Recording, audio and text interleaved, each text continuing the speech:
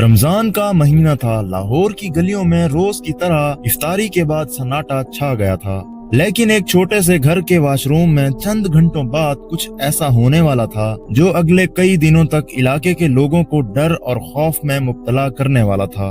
3 रमजान 2025 की रात 15 पर एक कॉल आती है। पुलिस को इत्तला दी जाती है कि एक खातून की लाश एक घर के वॉशरूम में पड़ी है जिसे शायद कत्ल किया गया है। पुलिस की टीम फौरन मौके पर पहुंचती है। ये घर 4 या 5 मरले का एक छोटा सा मकान था। ये 2 मंजिला घर था। वो औरत नीचे ग्राउंड फ्लोर पर रहती थी। पुलिस जब वहां पहुंची तो वो भयानक मंजर देखकर पुलिस वालों के भी रोंगटे खड़े हो गए। थाना इंचार्ज मोहम्मद आसिफ का कहना है कि जब हम अंदर दाखिल हुए तो एक खातून की लाश बाथरूम में पड़ी थी। जिस्म के अंदर करंट अब भी मौजूद था।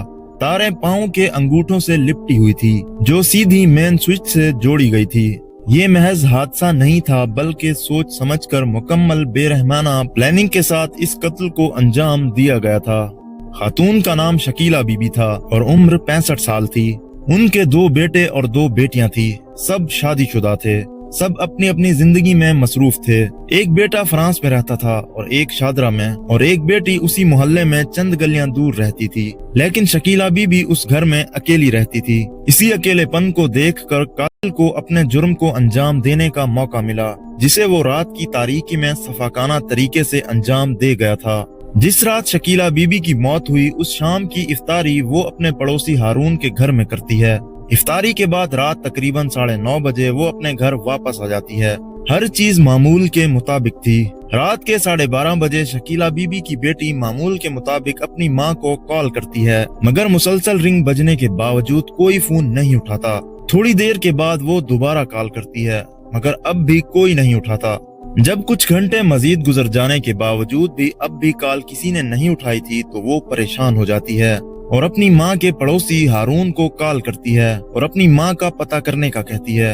हारून अपने बेटे को भेजता है और जब उसका बेटा शकीला बीबी के घर पहुँचता है तो दरवाजे पे ताला लगा होता है। वो लोग कुछ देर इंतजार करते हैं कि कहीं वो बाहर न गई हो, मगर काफी देर तक इंतजार करने के बाद भी जब वो नहीं आती तो हारून अपने बेटे को शकीला बीबी के घर दीवार फलांग कर जाने को कहता है। और जब उसका बेटा घर में दाखिल होता है तो वॉशरूम में शकीला बीबी के पाँव दिखाई देते हैं, जिन्हें देख के वो घबरा जाता है और वापस आकर अपने बाप को बताता है। उसके बाद हारून मोहल्ले के चंद बंदों के साथ घर का दरवाजा तोड़कर अंदर दाखिल हो जाता है और वो लोग फौरन वॉशरूम की तरफ दौड़ते हैं और जैसे ही वॉशरूम के अंदर देखते हैं तो उन्हें शकीला बीबी बेजान मिलती है, जिसे पाँव में करंट लगाकर मारा गया था।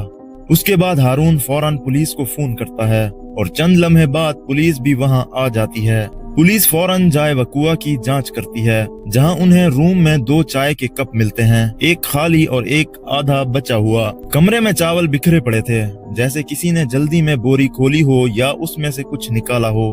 पास ही एक लकड़ी का फट्टा आधा टूटा हुआ पड़ा था और साथ ही एक हथौड़ी भी पड़ी थी, जिसके चंद कदम दूर बाथरूम में शकीला बीबी की डेड बॉडी पड़ी थी।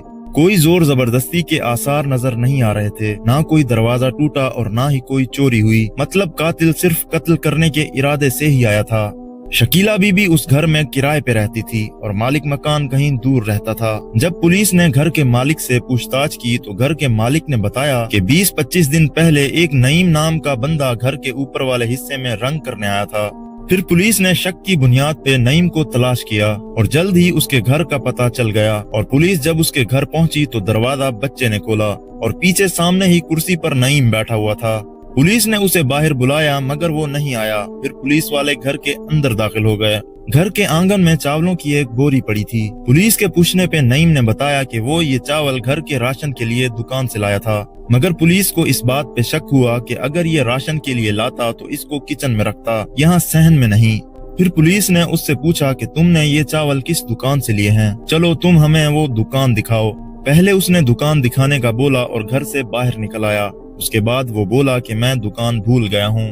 फिर पुलिस उसको थाने ले आई और वहाँ उससे सख्ती से इंटेरोगेशन की गई, जहाँ उसने अपने जुर्म का एतराफ कर लिया। और नईम ने पुलिस को बताया कि उसने सिर्फ एक मोबाइल फोन के लिए शकीला बीबी का कत्ल किया था। उसने बताया कि जब वो पहले शकीला बीबी के घर की छत पे पेंट का काम कर रहा था तभी उसने शकीला बीबी के फोन पर नजर रखी और उसे लगा कि ये मोबाइल आईफोन है, एक महंगा मोबाइल है जिसे शकीला बीबी के बेटों ने अपनी माँ को दिया होगा। इसीलिए उसने शकीला बीबी से अच्छा ताल्लुक बनाया और बातों बातों में जान लिया कि उसके साथ कोई नहीं रहता और वो उस घर में अकेली रहती है, जो उसका आसानी से शिकार बन सकती है। उस दिन जब इफ्तारी के बाद शकीला बीबी अपने घर वापस आई तो रात के 12 बजे नईम ने उसका दरवाजा नॉक किया और शकीला बीबी ने जब दरवाजा खोला तो देखा नईम है। उसने पूछा, बेटा खैरियत से आए हो? तो उसने कहा कि मेरे पास काम नहीं है, अगर आपके पास कोई रंग का या इलेक्ट्रिशियन का कोई काम हो तो मुझे बताओ, मैं वो काम कर दूंगा।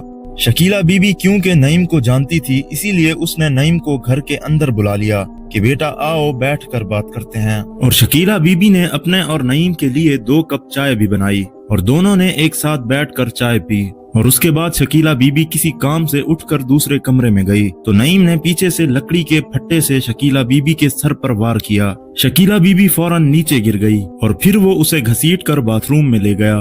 शकीला बीबी अभी जिंदा थी। उसके बाद उस बेरहम इंसान ने उस 65 साल बूढ़ी औरत के पाँव के अंगूठों में तार लगाई और उस तार को मेन स्विच में लगा दिया और करंट लगाकर उसने शकीला बीबी को एक चंद हजार के मोबाइल के लिए जान से मार दिया। इसके बाद उसने चावलों की बोरी उठाई, उसका वजन ज्यादा था तो उसने आधे चावल वहीं फेंक दिए और आधी बोरी साथ ले गया ताकि लोगों को शक न हो और लोग उसे अजनबी ना समझें। और दूसरा वो उस बोरी से सीसीटीवी कैमरों से खुद का चेहरा छुपा सके और फिर वो वहां से चला गया।